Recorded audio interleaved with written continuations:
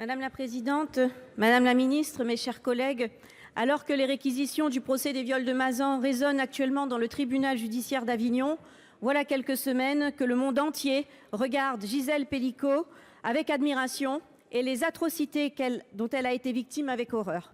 Pourtant, toutes les femmes le savent.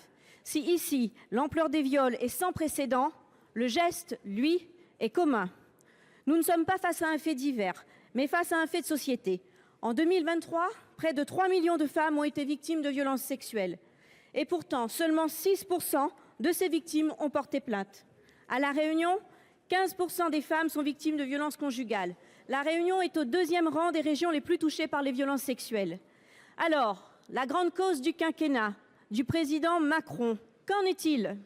En 2023, le budget de l'État dédié à la lutte contre les violences conjugales s'élevait à 171,7 millions d'euros.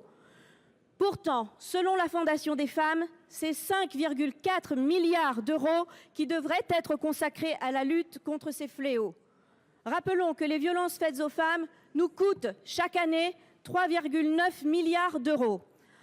En plus de ces investissements financiers indispensables, à quand le retour à un ministère des droits des femmes de plein droit ?